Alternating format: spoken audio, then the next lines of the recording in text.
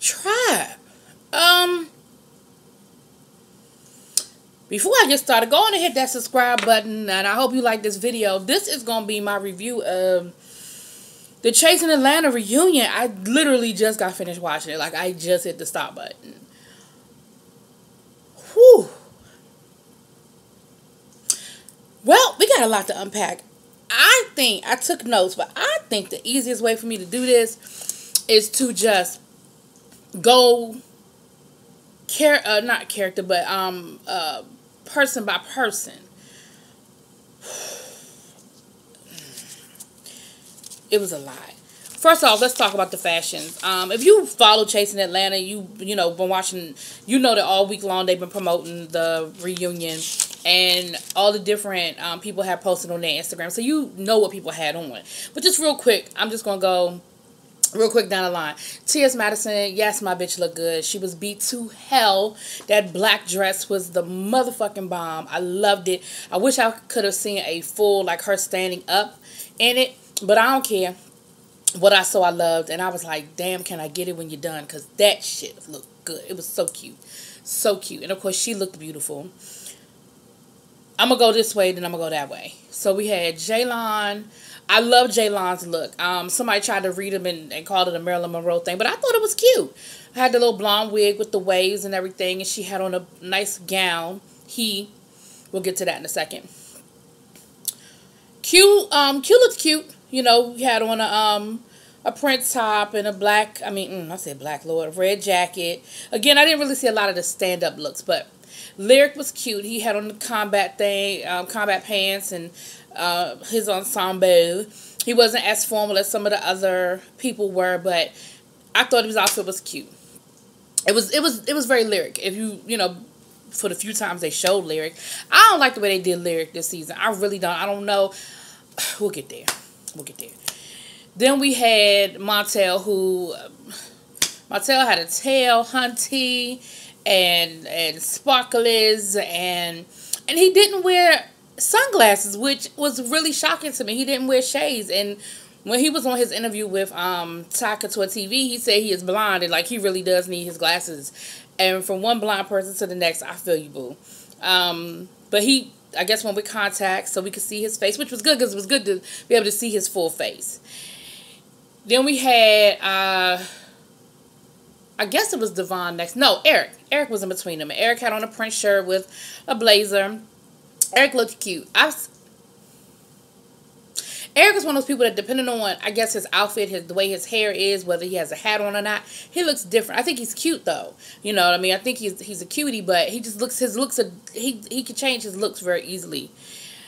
And then it was Devon. Devon had on a purple cape with Taste of Royalty on the back, with a mesh shirt and some pants. I wasn't crazy about Devon's outfit. I don't think it was horrible. I just wasn't crazy about it. But, you know, Gardini showed up later. I loved Gardini's outfit. He had like a tuxedo jacket, but he had that material. You guys have seen it, where if you touch it, it changes colors. You know, you can run your hands across it. I don't know all the fashion terms, so I don't know the iridescent and the cigar pants, the cigarette. I don't know all that. I'm telling you what I like and what I don't like. And then we had, I guess it was Akeem. They did Akeem as Raw this whole motherfucking reunion.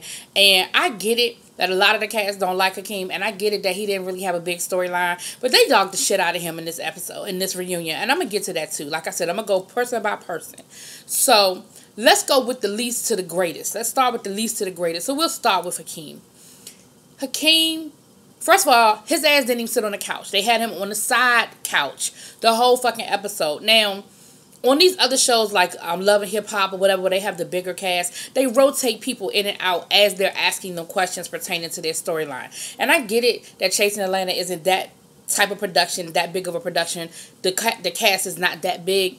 However, I just feel like, because what if Sky had showed up? Because Sky wasn't there either, and I know I don't know the reason why he didn't show up is because he had a death in his family, but I know he had a death in the family. Again, I got the tea from Ty Couture TV. From Ty, I said Ty and Couture. Ty Couture TV. I'm telling y'all, I got more information from them than the season the show. But anyway, and so my thing is, y'all had Akeem on the sideline like he wasn't even a part of the fucking cast, and he was trying the whole episode to put his little 2 cents in, and y'all just kept shutting him down and telling him to shut up. And again, I get it that a lot of people don't like him, and I get it that Akeem got some shit with him, but that the few scenes that he was in, y'all didn't even address it. Like, you addressed the first one where he was calling them, talking about that Sky's Master Splinter, the rest of them were, Teenage Mutant Ninja Turtles. And of course, Sky was backpedaling. Hakeem was backpedaling and pussy popping because that's what the fuck he does. That's who he is. But allow him to speak. That was one of my biggest pet peeves with this whole reunion, is that you didn't allow people to speak. Everybody wanted to talk over everybody else. At half the time, I couldn't understand what nobody was fucking saying, because everybody was talking over each other because they wanted to get their point out, or they didn't want to hear the lies that the other people were going to tell. But my thing is, let them tell the lie and then address it. You know what I'm saying? And I put that on TS, although I think TS did I think she did as well as she could have done under the circumstances. But because I don't know if anybody could have, I don't want to use the word tame, because tame I connect to animals, and I don't want to call them animals until I get to the end. But I don't think anybody could have stopped them from doing that. Let me say that. But so anyway, poor Hakeem was on the side the whole damn time. I think he was drunk too, because he was slurring. I could, when he did talk, he didn't have a mic, so you couldn't really hear him. Poor Hakeem. And then you saw poor Hakeem at the very end, after the whole melee. He on the couch crying, talking about next season going to be about the numbers, because ain't nobody talking about credit scores, and he got the high credit score, and he drive a BMW, and he about to buy a house, and everybody talking about him, but they ain't talking about their own business that ain't shit, and this, that, and the other. I don't know who he was talking about, since everybody on there call themselves the boss. I don't know if he was talking about Jaylon's business, Devon's business, Lyric's business. I don't know whose business he was talking about, because everybody on there got an LLC. At least it seemed like it. So, poor Hakeem. That's what, and Gardini funny as shit, because Gardini was sitting next to Hakeem, and he was listening to him, and he was just like, That shit was funny. Anyway. Alright, so let's loop around to Lyric. Again, following Lyric on social media, he released a statement saying he would not be returning. Oh, and Hakeem supposedly has signed on with another reality show. So I don't know what he's talking about season 3, because he's supposed to be on a different show altogether. So I don't know. I don't know if he's going to do both, because for as much as his ass was on Chasing Atlanta, he could do 3 more shows, But Lyric released a statement saying he would not be returning. He felt disrespected, and he didn't like the way they did him this season. He said that there were times when he personally videotaped things that he was doing and sent it to the producers, and it never made it into the episode. And so he just felt like his presence wasn't needed nor wanted, and he could do other things with his time. Also, we know that Lyric revealed to us during the Kumbaya session that he was diagnosed this year with anxiety. My mom was saying anorexia, and I knew that wasn't right. Anxiety and suicidal tendencies. And so he said that he basically has been dealing with that as well. He said he's in a better place. He's doing much better, but he knows that it's a struggle. He also, and I think he felt like he needed to clear this up, because maybe he got some backlash for what he said on the Kumbaya episode, where he said that he wasn't taking medicine. He found God, and so he went on to clear up and said that he's not downing medicine. He said different things work for different people. For him, God worked. For him, going to church and rededicating himself to God and talking to God on a daily basis. He said he does still see a therapist, though, but he's just not taking any type of medication. But he said, but for some people, they need the medication, and that's not a bad thing. It's just about what works for you. So I think he cleared that up. I never took it any kind of way that he was downing medicine. I took it as him saying that's just not the road he wanted to take. And for somebody like myself, and not to go too far off on my own business, but a few years ago, I had a real serious medical situation, and I went from taking no medicine, excuse me, no medicine, to when I left the hospital, I was on, and this is not an exaggeration, I was on like 15 different pills, taking them, some taking 3 times a day, some I was taking 2 times a day, and some I was taking once a day. And I remember being so impatient about weaning myself off of this medicine and rushing my doctors with, well, I don't need this anymore, right? I don't need that anymore, right? Well, I'm doing better with this. And I had a couple of little minor setbacks because I just didn't want to take the medicine. And, I'm happy to say that I'm down to 2 pills a day. So, well, 3. I'm sorry, I keep forgetting that other one. I'm down to 3 pills a day. So, I know I guess I didn't take it any kind of way because I understood what he was saying about if you don't, I didn't really want to do the medicine. Like, I get that. Anyway, that's just my 2 cents. But, so that's Lyric. And we know Lyric is not going to really be back next season. But I like Lyric, and I wish him all the well. And he seems like he's doing a lot of great things down in Atlanta, which we found out in the first season, a lot of what he was doing. In the second season, they didn't really highlight it. But he did talk about, the things that he's doing with his businesses. And he has a lot of different things that he's doing. Of course, he's still doing the dance, and he's doing the artist development, and he even has an online boutique. Q.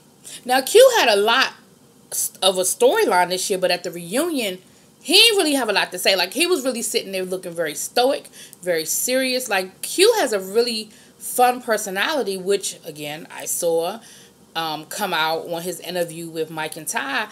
But he didn't really give us any of that. Like, he walked in the door with an attitude, I felt like. So, I don't know if he felt like the bullshit was coming. Like, because, again, a lot of talking and stuff was going on social media before the reunion. So, I don't know if he felt the bullshit coming. He knew what was happening. Like, I don't know why he seemed to be that way.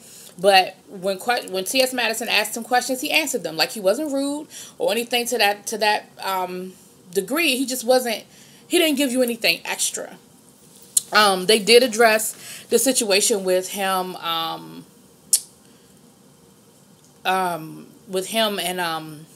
Jaylon's boyfriend.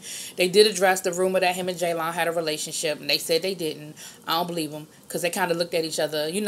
When T.S. asked, was there anything going on between them, they kind of gave each other that look like, all right, we ain't going to say nothing, right? All right. And he was like, nah, I don't believe that. I'm not saying that y'all had no whirlwind relationship, but I feel like y'all fell into bed once or twice. I'm just saying. That's just my opinion. Then we had, and again, they said they taped for like 4 or 5 hours. And of course the editing had to be done. But I found it interesting that nothing was addressed, or at least what they decided to show us with that situation between him and Devon. Especially since we saw how it evolved towards the end of the episode. The end of the show. The same thing with Hakeem. They didn't, and maybe they didn't want to rehash it because they knew how upset Montel got, but they didn't bring up the situation at the fashion show. Maybe they felt like they deaded it at the Kumbaya and they didn't want to open that door back up. And I can respect that, because I do think Montel might have gone real left with it. He may have gotten very upset with it. But that was Q. Then we had, I'll go to Eric. Eric was there. I like Eric. Eric is the peacemaker. Eric just wants everybody to get along. Eric's thing is, I love all of y'all for different reasons. All of y'all have given me something different, good, bad, or ugly. And let's just get through this. Let's just talk about the season and move on to whatever our next project is going to be. And you saw him at different points trying to calm people down, trying to talk to people. There was a point where, when I get to Jaylon, I'll talk about it, but there's a point where Jaylon walked off. He walked off and he was upset backstage. And Eric was the one that went to him and talked to him and tried to calm him down and get him back on the stage. So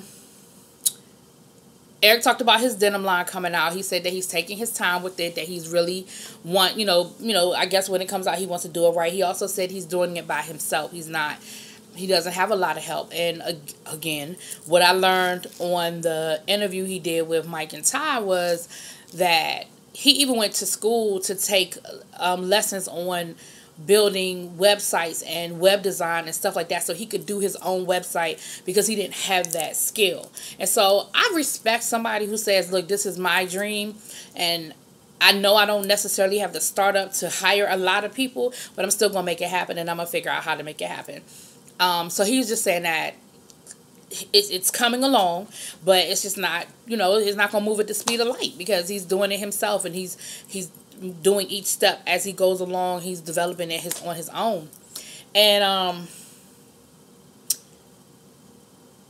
he said that he would love to do a collaboration with Fashion Killa, which is Montel's brand. And let me tell y'all something. Montel is a branded motherfucker. I'm going to get to that in a minute. I love Montel. I love his mindset. I love how he works. I love him. But he said that he would love to do a collaboration with Montel. He said that he feels like that that his denim line would go well with some of the things that he sees in Montel's Fashion Killa line. He also said he would like to do a collaboration with Cam'ron. But remember, him and Cam'ron know each other from... Oh, I didn't talk about Cam'ron when I went down to... I knew I forgot somebody. Cam'ron his outfit was actually my favorite look. Him and Gardini were actually my two favorite looks.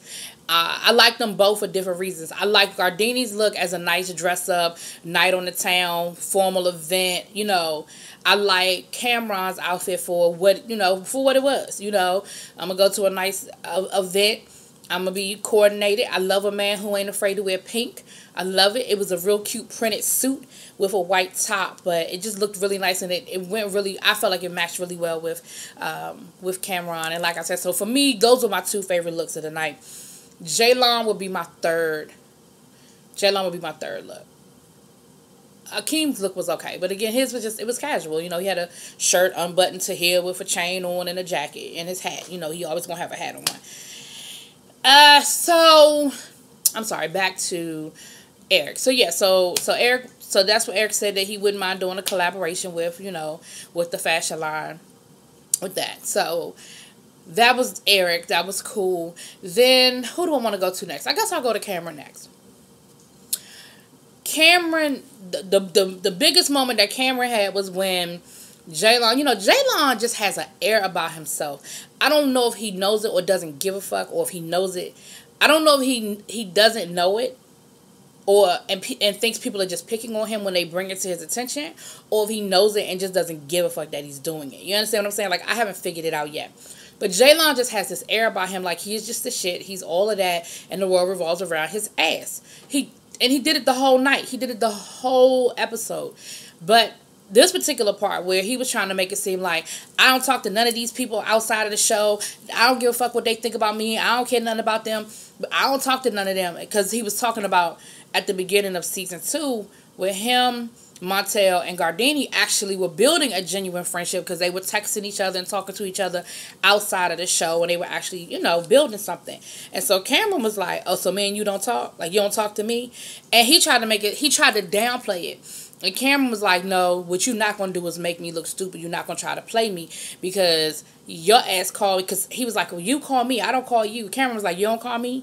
You don't call me? And he was like, so you don't be calling me every time I'm going to the club asking me to save you a seat. Like, he went off and was giving like all these different examples of him and Jaylon actually hanging out and stuff. And he was really offended that Jaylon was trying to downplay it and make it seem like they don't hang out. And he was like, you're not going to make me look stupid. But that was like his big explosion. For the most part, he was chill. He was Cam'ron, or Cam'ron. But they did ask him about his health situation, and come to find out, he is not 100% cancer-free. As of the taping of the episode, he is not 100% cancer-free. He is still waiting for some test results. And on the day of the reunion, he wasn't feeling well. He didn't go into any details about what it was that he wasn't feeling well about. Like, was it the chemo or was it just some other symptoms? But he wasn't feeling well the day that they taped. And so we're just going to have to keep that in our prayers. Keep it positive. Keep it positive. I like Cam'ron, and to see such a young guy struggling with such a serious disease, it's a struggle. It's hard. Next, I'll go to Montel next. And the reason why I'll go to Montel next is because the last 3 people, anyway. Montel. Now, Montel was a little... He was in it, you know what I mean? He was in a lot of the conversations, because Montel's thing is, Montel is all about just not being fake and just setting the record straight and getting everything cleared up. So him and Jaylon went back and forth a few times. They had a couple of heated conversations, and one of the biggest things that came out was, of course, they talked about the fight. But one of the biggest things that came out was that why they were really not liking each other. Let me say this. I'm still not clear on all the backstories, because one of my biggest criticisms, y'all, if y'all look at my reviews, y'all know that so much stuff that happens off camera comes on camera, and as the viewer, I have no idea what the fuck is going on. And so when they're talking about this conversation happened, or you texted me this, or you did that, or when we were at the club this happened, and you didn't see any of that on screen, none of that showed up on camera, I think that the reunion would have been a great time for them to splice in some of the footage we never saw, so that we could maybe get a better understanding. You know how when Love and Hip Hop or whatever, they do their reunions, they always give you recaps of the season. They did that at the beginning. At the beginning, they gave you a trailer of all the different cast members. But it would have been nice for them to splice in some like never before seen footage. And I know they release like lost footage. I know, like, if you go on the website like once a week or once, they'll give you some of that in snippets, but it would have been nice for them to maybe put that on the reunion, so that some of this stuff we would know what the hell they were talking about, because some of this shit I don't know what the fuck they talking about. But Montel is really upset about the fact that Jaylon was like, he gonna offer his boyfriend a job, and I'm gonna pay you more than what you making now. And Montel was like, what you not gonna do is come up on my dude and offer my dude a goddamn thing. Like, I felt like that was really disrespectful, and that was where I had a problem with you moving forward. So the other stuff that happened with the throwing the money and all that, that was a climax of other stuff. The stuff we saw on screen, but also stuff we saw off screen as well. And I did hear Jaylon say that, but he said, I think, during the argument. So it had already been said or addressed. Montel also cleared up some things with who's the boss and all of that. He gave you a lot of his backstory. He's a nurse. He started his career in LA. He's worked for Basketball Wives. He has a fashion line. Like, you talk about being a boss. He's a boss. He has a staff that he talks about. He pays his staff. One of the things that kept coming up was how Jaylon didn't pay people. Like, he wanted to talk about he a boss, but he don't pay nobody. And one of the things that Devon had catered for Jaylon, he didn't pay Jaylon for. But Jaylon didn't pay him. But what it sounds like is that Jaylon and Devon had a conversation about it, and they were cool. Like, it sounds like, because that's what Jaylon was like, why you bringing that up? Man, you talked about it. Like, that was cool. We resolved that. Like, what are we talking about? What are you bringing that up for? So I don't know. But I do know that if people do a service for you, you pay them. Point blank. And period. Montel,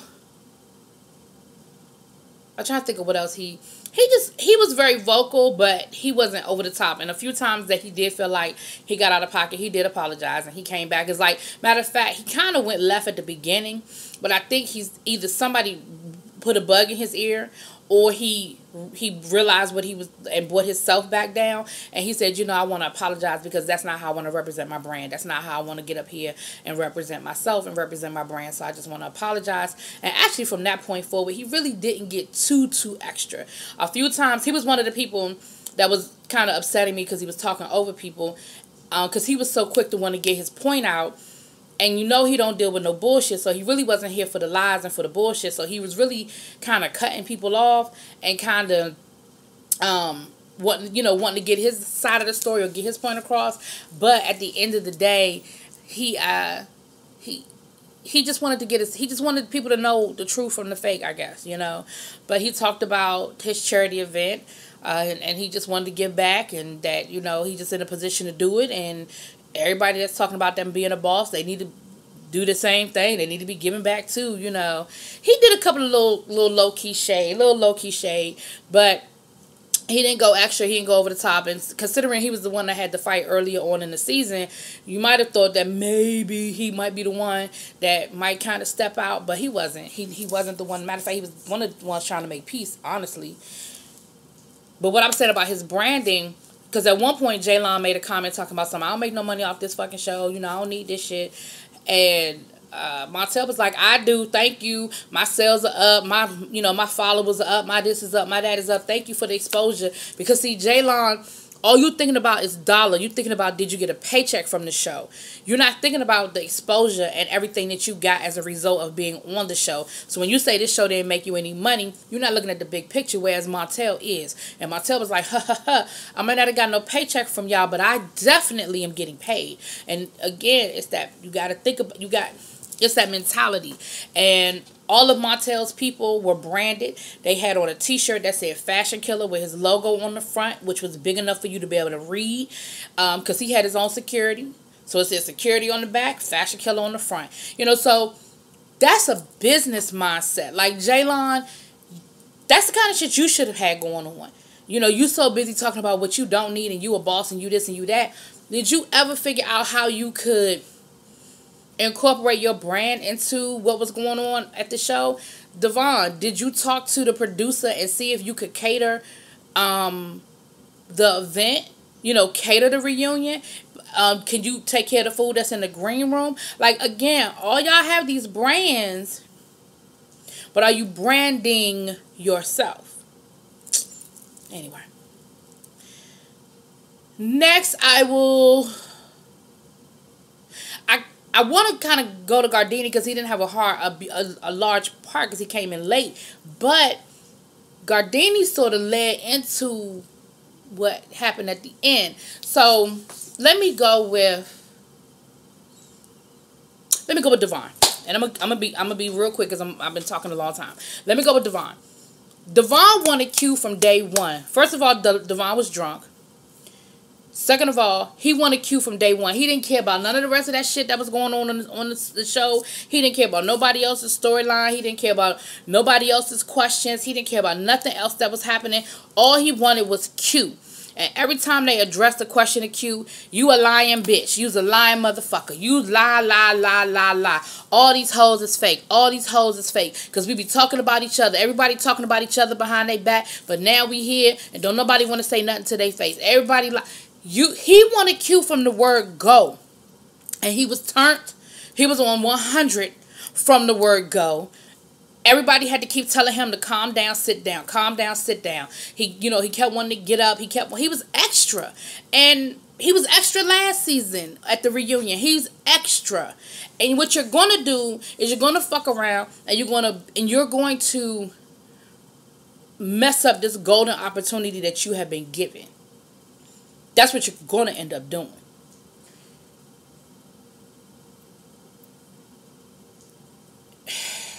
We got to come back to Devon. Jaylon, you just need to not come back. You don't need the show. You too big for the show. You too much for the show. Everybody on the show is beneath you. Everybody on the show is not a boss like you. Why the fuck are you here? You don't need the show? Then bye. Bye. It's like, Jaylon reminded me of last year's Jocelyn on Love and Hip Hop Atlanta. It was like, I'm bigger than this. I am the show. If it weren't for me, there would be no show. Now, granted, people can say what they want to say about Love and Hip Hop this season and how maybe it's missing Jocelyn and it's not as entertaining as it was with Jocelyn. However, it's still on the show. It's still on every week. It's still getting ratings every week. I think it started off slow, but I think it's picking up some steam. You feel what I'm saying? And so, Jaylon,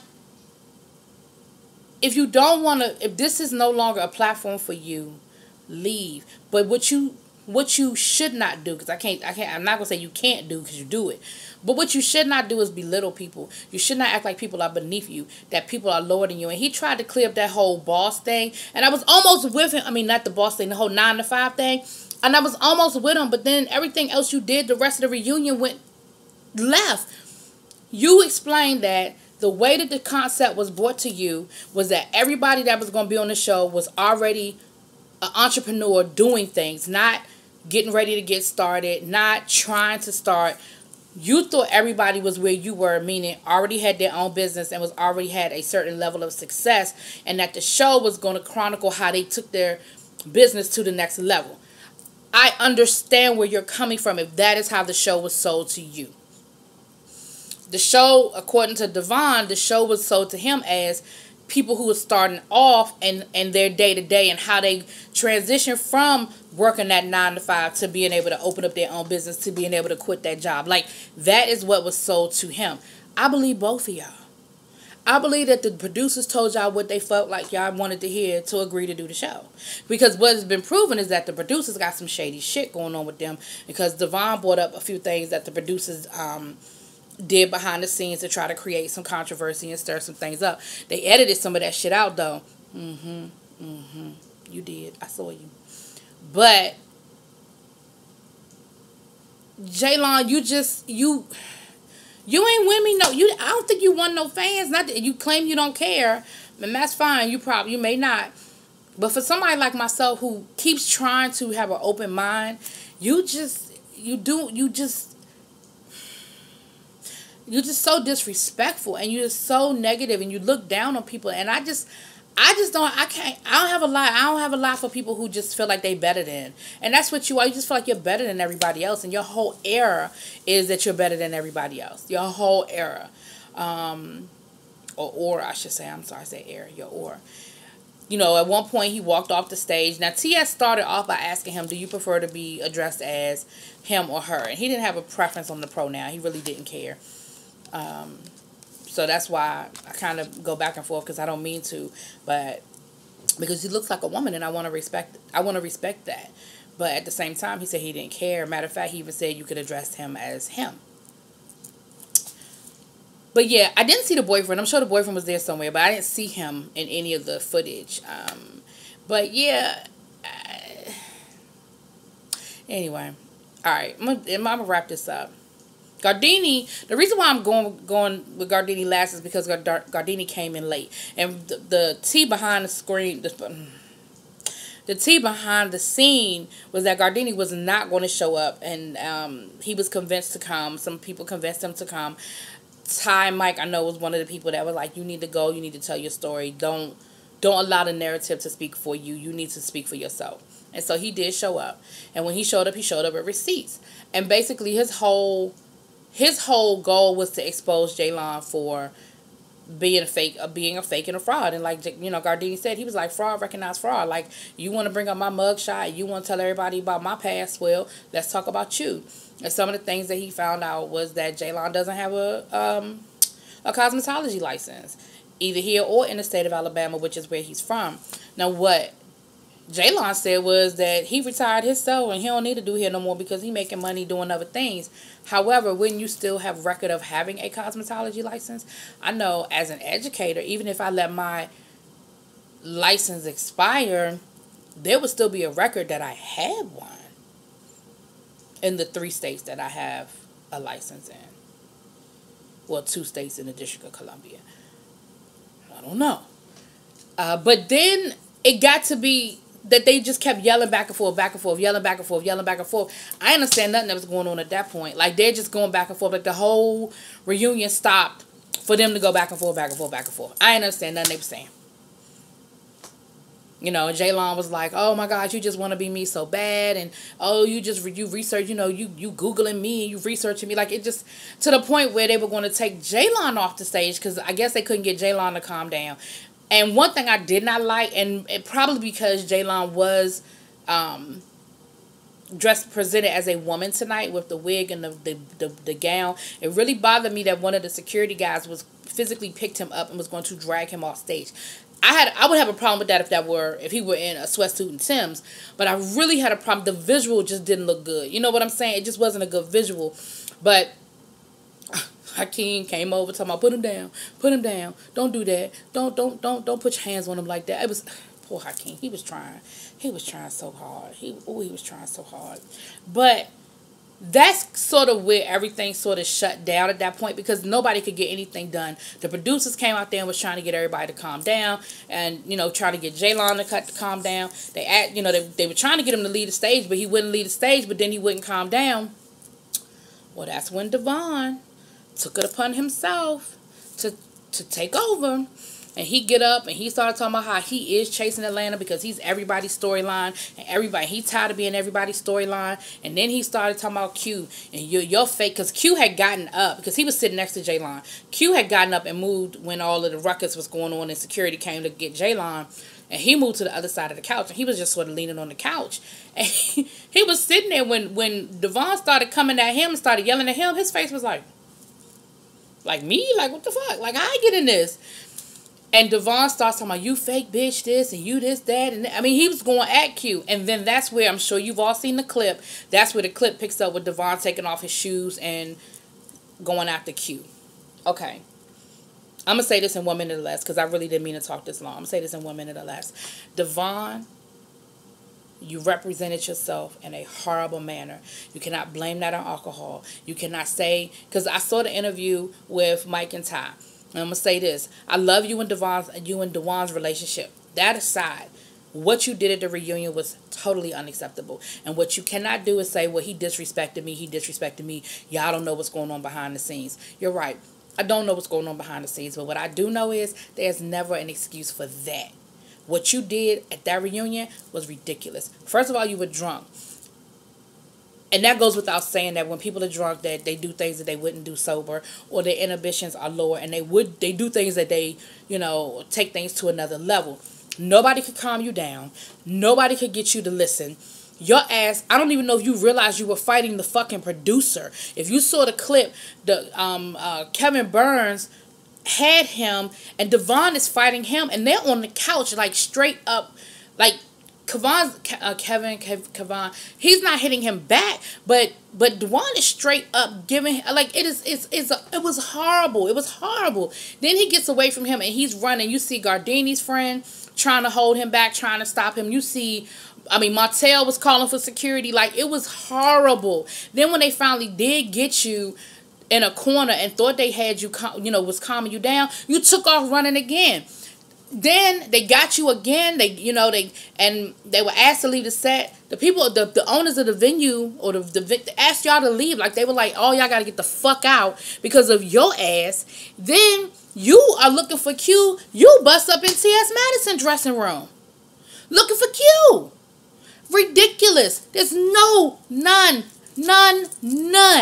no excuse for that. I'm sorry. And I like you, Devon, and I want to see you win, but you can't do that. And like Mike and Ty was telling you, you're trying to promote a brand. There's no way in hell that I would invite you to cater an event where alcohol is going to be. And you said, well, you've been at events with alcohol and you know how to control yourself. I don't know that. Not after looking at that shit, I don't know that. Not only do I not know that, but who's to say that somebody won't walk in the door that you feel like disrespected you a week ago at the damn Walmart? You say you don't know your triggers and you don't know how to calm down, and once you go, you gone. I wouldn't hire you to be nowhere where there's alcohol and you talking about something you don't know how to control yourself. I'm sorry. I like you, Devon, and I want to see you win. And what I hope is that you see that footage and you realize I can't do that. I don't want to be that person. I don't give a fuck what Q did to you. I don't care how disrespected you felt by Q. Handle it, but that's not how you handle it. First of all, it should never be handled in a violent manner, but if that's how you feel like you have to go, that's no. And with that, I'm done. I've talked way too long. I did not mean for this video to be this long, but I guess I just had a lot to say. Peace.